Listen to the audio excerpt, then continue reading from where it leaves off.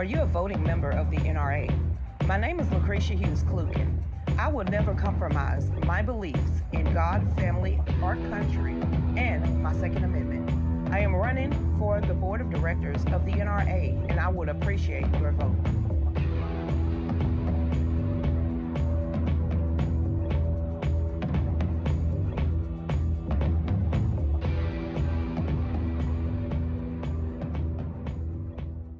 Are active, and just like everybody's in the chat room right now talking about who got arrested today, we are going to get ready to talk about an admiral. Now, when I'm looking at admirals and I'm looking at lieutenants and colonels and everything, I wish Admiral Kubic was actually a joint chief of staff at this point, because I know we could do better than what we've had for the last 4 years. I'm going to give you a little bit of taste of who he is and how pivotal he has been, not only in the southern border, the border wall, protecting our military, protecting our country, and just being an upstanding citizen. But I just pulled this from Stan Fitzgerald. It says, Admiral Kubic, the Federal Veterans for America First, a national spokesperson, recently filmed for the upcoming or forthcoming VFAF Trump documentary released in 2024. Y'all saw it on our page. I've showed the documentary. So also, okay, I didn't need that. It says the Admiral filming was completed by Chad Canton, an organization National Operations Director who has an extensive media background. We're going to hold off releasing the trailer or details until after the announcement. Admiral Charles was also featured in the Fall of Deceit documentary that is available also. It says, if you don't know who he is, because I don't think I can do him any justice, and I don't want to miss out on him describing who he is and why he got started and why he's still fighting for our nation. So, Dave, when you're ready, please bring on everybody. Y'all will introduce you to Admiral Kubic. And I hope I said your name right. I don't know where the R coming in at, but it must be my southern slang. Hey, Admiral. Hey, Lucretia, it's great to see you. It's great to see you. Now, Stan was like, talk him up, talk him up. I can't do you. I can't do you just desserts, because what you have done and what Miss Nancy Hollins has actually told me about you and how you came to Georgia and was one of her guest speakers at the Fayette County Club. I just said, you know what? I'm going to ask him to speak for himself. She sent me pictures of you helping build the wall. She sent me pictures of you and what you've been establishing and who you are. So now that you're here, can you give everybody just let everybody know who you are, who and why you do what you do? Well, I'll try to keep it short, Lucretia. You know, basically, by education, I'm a civil structural engineer. I got my Bachelor of Science and Master's, and then an honorary doctorate from Lehigh University in structural engineering. After I graduated from college, I entered the Navy as a Navy Seabee. Those are construction battalions, and ended up being among the last people in Vietnam. I was there when Saigon fell, and then served 32 years as an officer in the United States Navy, rising from the rank of seaman recruit when I enlisted, commissioned as an ensign, and then became a rear admiral. And I was in command of all 16,000 Seabees when we invaded Iraq, attached to the Marine Corps. Along the way, I became a little bit politically active, particularly was a member of the group that was investigating the tragedy in Benghazi. And at that point in time, I was then asked by then candidate Trump to be one of his national security policy advisors for the 2016 election. By that point in time, I had been retired from the Navy, had been president of an international construction company, and had my own engineering company, which I put on hold to basically campaign to get Trump elected and Hillary sent back home in 2016. And after that election, I actually became part of a team that started to compete for and won contracts to build the border wall in all 4 states, California, Arizona, New Mexico, and Texas. And we had 9 contracts worth about 167 miles worth of contracts.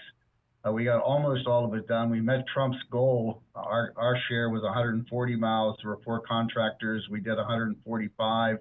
As a group, we did 455. And no sooner did Biden come in as he shut us all down. We never did get the 167 miles built. And we waited around here for 4 years, and we're building border wall again. Now, So when everybody, when you picture the border wall and you see all of the photos with this tall wall going up and down ravines and valleys and hills and mountains, he did that. Well, he was a part of the group of people that sped it up, got the work done. Then all of a sudden, you get Joe Biden to come in here, not only to stop building the walls, but open up our borders, but then start selling some of the equipment and then some of the material you actually need for pennies on the dollar. How do you, not only about them trying to destroy what you and your hardworking teams built that rapidly, and I'm talking about the border wall that already exists, how do you also feel about watching almost 25 million illegal soldiers or soldier-age men to be allowed to come across the southern border? Not only being a military man, the way who you are, being an admiral, being a supervisor, just being who you are, and how did you feel about all of that, knowing that your hands was tied at that time? well, it was a real tragedy. But you know, while we were building wall, and we built the wall starting at the Pacific Ocean and going into the mountains of California between San Diego and Tijuana. And not only did we build a single wall, that's what people don't understand. The whole wall system is an 18-foot steel wall, right about 3 feet off the border, about 150 feet of free area, which is an entrapment area that has security in it, sensors, lights, cameras, and then we put a 30-foot, wall there. And so when we did that, the Border Patrol told us that we completed that to about 15 miles. They said they were able to move 126 officers to other work because the wall stopped everybody. But And you forgot of something. You forgot alligators.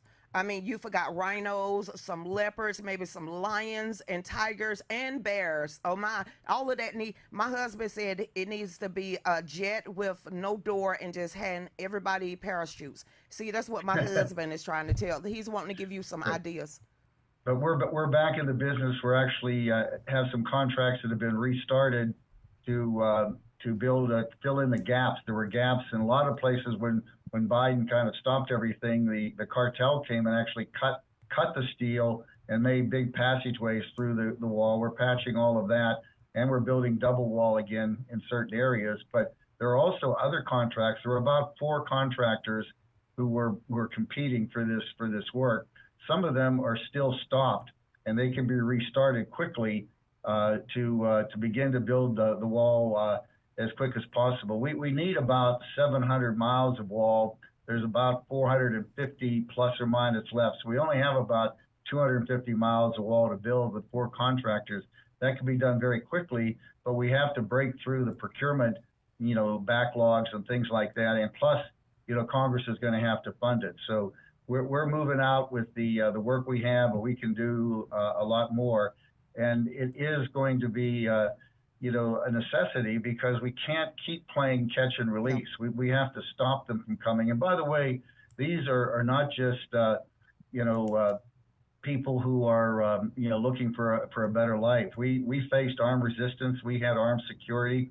The cartel shot at us when we were building the wall. And when we saw some of the people coming across, particularly the little kids, I can remember one night, out there bringing some people down to see what was happening. And they brought a number of kids by. I have a little bit of Spanish that I can speak, was talking to them, and they were absolutely terrified. The boys were somewhere in the range of 14 to 15. There was a 12-year-old girl there who just couldn't stop shaking. Wow. And when you ask them, where are their parents, they don't know. They don't know where they're going. They've been brought over there by the cartel. They're being trafficked. And it is the saddest thing you want to see. So it makes you absolutely angry, but at the same time, you feel sad for the people who have been paid a lot of money to evil people to bring them here illegally. Do you think you're going to be advising President Donald Trump in this administration, or Tom Homan, or anyone like that in that capacity? Well, I know Tom very well. I also know Pete Hegseth, but like I said, my focus now is going to be on picking up and rebuilding the wall, and continue on that. I'm available if people, need the advice and need the help, always, and happy to be out there working and doing my part to, keep America safe. And once we get this border wall built, we just need to now take the people here who, the criminals who don't belong on this side of the wall, put them on the other side of the wall and keep them there. And the other thing, by the way, that has to happen, the real tragedy of it was watching these NGOs, Yes. the various charity organizations who are being paid by Health and Human Services. They call themselves nonprofits, but they're making six-figure salaries. Some of these people are making $200,000 up to $400,000 a year in these charities. And what they were the ones who were aiding and abetting, because as these people would come across, the Border Patrol would pick them up, take them to the Border Patrol headquarters, vet them as best they can. The charities would bring buses there, take them, say in McAllen, Texas, just down the road a piece, where they then would give them clothes, money, all of this. They put them on a flight. I was on flights where these kids were being then brought to, say, Dallas or someplace like that. And then they're met by somebody who's another, quote, charity people, and then they disappear.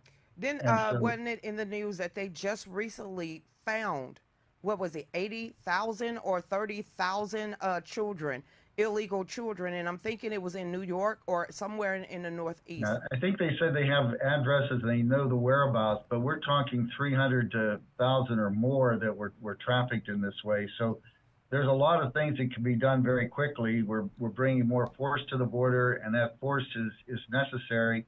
We're starting to rebuild wall, but we've got to shut the money off that's doing the aiding and the abetting. And another thing that's in the news, and I have been suggesting this for probably 4 or 5 years, in Guantanamo Bay, and I've been there, I served there, as well. And what people don't realize is, for the longest time, there is an expeditionary refugee camp that's there in Guantanamo Bay that's separate and apart from the prison. In fact, it's on separate sides of the island, the peninsula there. You can't get there by driving. You have to take a boat across. And it's set there, also with a joint task force of reservists who can be mobilized, about 1,000 to take care of the place, and they can handle some 30,000, migrants. This is not a high security place, but it is a place to move people to. I think they're going to start to use that now as a way spot. One of the things that might be an outgrowth of this would be, once people hear that they can choose between self-deporting and going to Guantanamo Bay, they're going to think they're going to the prison. They might not be actually in a prison unless they're a criminal. People may start to self-deport, and that's what I'm hoping. If the money gets cut off and the most evil ones begin to be arrested, the sanctuary cities begin to have to cooperate, there will be people who will look at this and say, particularly if they haven't had their asylum hearing yet and haven't been adjudicated, that if they leave, then maybe they can get in line to come back in legally. So I think that's going to be a big part of it, is trying to encourage people to self-deport and get in line to come in legally if they are so inclined. But there's a lot of things happening right now to make things better. But, Tom Homan's got his hands full because he has to go back after the really bad guys and get them out of here in a hurry. And if they go to Gitmo, they're going to be in the prison side. They're not going to be in the migrant camp side. Well, we do know President Trump did go in there with an executive order and cut off a lot of the NGOs and where the money was going to. And I think that is with DOGE, DOG, Department of Government Efficiency. So we've already saving money. I think Elon Musk said we've saved $1 billion, but I think that once we take that money from the NGOs and put it back at the border, because if you let's just take the Ukrainian war and what we have already given to Zelensky, maybe $200 billion. Do you need 10 billion to finish the wall? Do you need 10 billion? Let's finish the wall first and then go inside of our nation and then start really deporting these people, because so far 7,500 violent individuals have been rounded up already, and they're saying that since the Border Patrol and the military are now down at the southern border, the cutoff or people coming across the border has dropped almost 53%.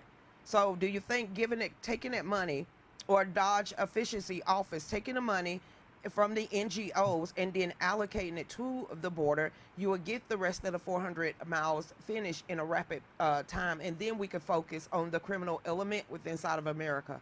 What do you think of Yeah, that? it's going to be the key of getting the money. Now, President Trump has already declared a national emergency. He's already has now authority to basically reprogram money into the accounts that it takes to fund the border, because the money has to be in the proper accounts to be able to use for the procurement. So we're hoping that begins to move very quickly. And we will, as I said, we've competed for all of these. These are all competitive bids, and we've hired a lot of people. In fact, I would say probably along the border, well over 70% of our workforce are third, fourth, fifth generation Hispanic Americans, very loyal, very hardworking, very dependable. I can remember talking to some of them when we were still building wall and asking them what this job means to them. And they said, this job of building the wall means my kids can go to college now, because they are getting paid well, because it is dangerous work. It's hard work. It's sometimes night work and all of that. But we have a ready labor force of really good folks that are going to make a difference, and they're going to be rewarded as well, as hardworking Americans. So when the Guantanamo Bay, if you're putting all these illegals down there, because you're having a lot of country prime ministers, presidents, I guess getting ready to say, no, we're going to shut our borders off. You're not going to send these criminals back to us. We got them out of the insane asylum. We've cleaned up our streets. Our crime is went down. Now it's your responsibility. What do you feel about President Trump placing all of these tariffs and making these people take their actual criminal elements back? Do you feel like him putting these tariffs on these countries is really going to make them change their minds and take these people back? Well, one thing before that, I see Guantanamo Bay, whether it be in the prison side or in the migrant camp side, as a short-term stopover. So as they start to get the people rounded up, the first thing would be to send them back to their home country.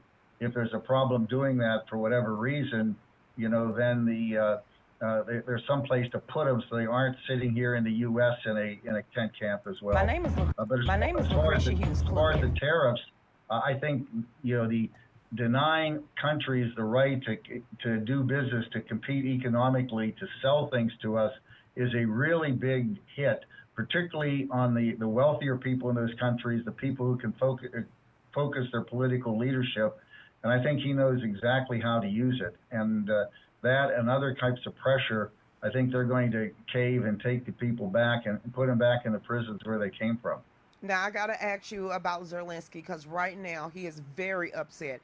He's came out and said some very remarkable things, that his humanitarian crisis that is happening inside of his own country, that is what the majority of the money that we have been given over there for the Ukrainian-Russian war, that it was going for the humanitarian crisis, and that we don't need to shut off our bank account. What do you feel about that? Well, first of all, I don't think all the American people realize we've been paying for their whole government. We've been not just sending them arms, we've been paying their salaries.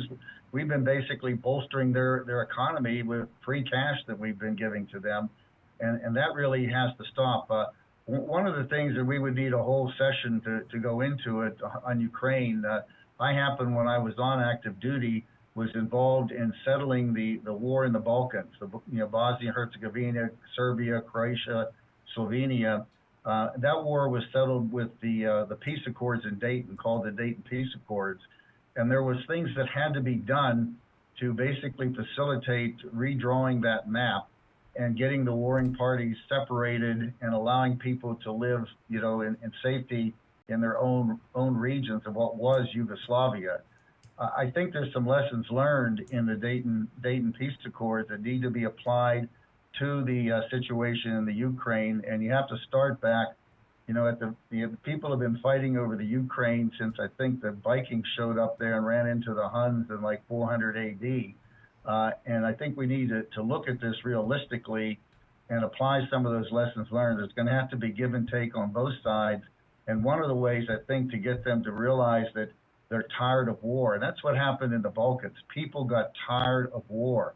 After years and years of it, they were ready to do something to compromise. I think we need to basically put the economic pressure on Russia while at the same time holding back, on the funding, to the Ukraine.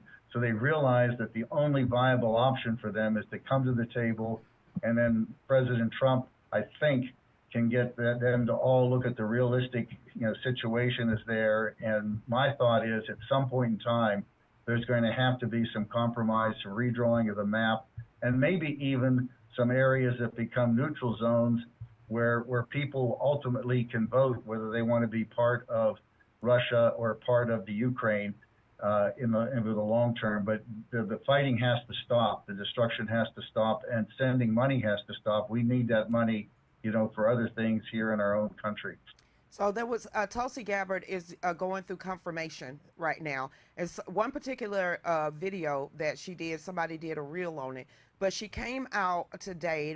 She was being questioned, and she was being questioned about the war in Ukraine and the war in Syria, the war in Russia. And she came out today and proved that our government, under Barack Obama leadership and also Joe Biden, was playing both sides of the field when it came to ISIS. We was weaponizing ISIS, weaponizing the opposition to Syria. What do you feel about that? Because I just found that out today, that our military industrial complex is funding two sides of one war while continuous to placate us in many different wars. How do we stop that?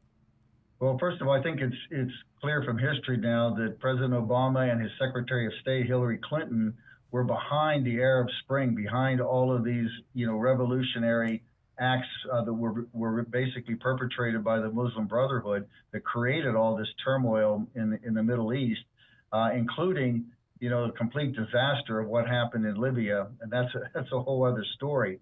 But I think what President Trump did, and one of the things when I was his advisor, that they were asking for, how do we approach the terrorism and everything in the Middle East? And I said, it's very simple. It's a 4-part plan. Number 1 is deny them sanctuary. Number 2 is cut off their money. Number 3 is destroy their command and control. And number 4 is to confront their idealism, confront their, whatever it is, I call it extremism. Yeah, well, confront it's their ideology, to confront their ideology. And that's exactly what he did. If you go back and look at the speech he gave in Saudi Arabia, his first speech, he basically had those 4 main topics, is what he said. And that's what precipitated his action in Syria, his action, against Iran, and it formed the basis of what was, a very, major breakthrough in the Abraham Accords. And I think the biggest, destruction that happened when Biden became president was, recognizing Iran, giving them money, and basically stopping and walking away from the Abraham Accords. I think that's what needs to be put back together. And I think when Tulsi Gabbard is talking about how we have to have dialogue and how we have to work and understand that, it's getting countries to realize that they have to be able to solve these problems, together, and also keeping the European banking cartel and all these other globalists out of the Middle East. They're the ones who drew the boundaries. They're the ones who messed it up. And we need to basically get those countries working under, kind of U.S., leadership there to reestablish the Abraham Accords, to bring other countries into it, and to start thinking about the people there rather than these ideologies being pushed by these radical leaders. And part of that has to be those 4 points of denying sanctuary to these terrorists and cutting off their money. Last question, and because we're getting ready to go on a hard break, but I have to ask you this since you brought all this up. We know the World Economic Forum is all involved in Ukraine and a lot of these destabilized areas. We got BlackRock also. We got Vanguard. We got State Street. We got the UN and NATO is trying to fill in a void, but it seems like they're causing more turmoil and more destruction and more war. What do we need to do to stop this and for us to stop being sucked into so many of these different wars? Yeah, we've got to get both parties to the table. We've got to cut a peace agreement, and it has to keep NATO and the European banking cartel out of it. And then part of that is going to be that that Ukraine, I think, needs to take a hard look at the model that Finland used for such a long time to basically become a very productive country, although it had bad neighbors, and that is that have economic relationships with, say, Europe and with Russia. But maintain military neutrality. And I think we have to get to that point, and we've got to keep all of these people who are just looking to make money and to gain power out of this peace accord, similar to the way the Dayton Peace Accords has worked. It's been 25, 30 years, and what was a really nasty place when I was over there during the war, as a naval officer, I was just there this, past fall, into Croatia and other places, and they've completely recovered, although they realize and remember the war, and none of them want war again. So I think we need to look at that model, bring it into Ukraine, and keep the banking cartel out of the deal. So you got to come back. That was my mom. She said it's a little bit too quiet in there. That's what I didn't even ask you about Putin. I didn't ask you about BRICS. I didn't ask you about some of the military stuff that's going on. We got the recruitment back up. We have Trump, with the transgender ideology coming out of the military, getting it out of the military. We have them relisting people that was fired. I could talk to you for a very long time, Admiral, and staying probably over there cheesing and smiling, I think. So, sir, I want you to have the last word. Thank you, Lucretia. And, I'm happy to come back again, some other time. There's a lot of things going on. And for those your listeners, take a look at our website, VFAF.us, VeteransForAmericaFirst.us. And we are remaining a grassroots organization that is advancing America First ideals and supporting America First candidates at all levels of offices. So again, we're looking to take care of our veterans, but also to keep our veterans engaged and in supporting Trump's America First agenda. So thank you, Lucretia. Thank you, Admiral. For everybody else, we're taking a hard break. Y'all know what to do. Facebookers, get on over there to Rumble or DLive or X, and let's continue to have a great time. And this will not be the last time that Admiral will be on the show. So, Admiral, thank you so much, and thank you for your service. And tell Stan I did a good job. Will do, Lucretia. Thank you. Go ahead, Dave. Hey, what's up, man? It's 4G out of Well. I want to give a shout out to Veterans of America, Veterans First. We need to put more respect on our veterans and not our illegal immigrants. Hey folks, it's John Rich here, Veterans for Trump, incredible organization. We love our vets. Without men and women willing to sacrifice and die if necessary for our country, we wouldn't have a country. We all know that. Much respect and much love. God bless you.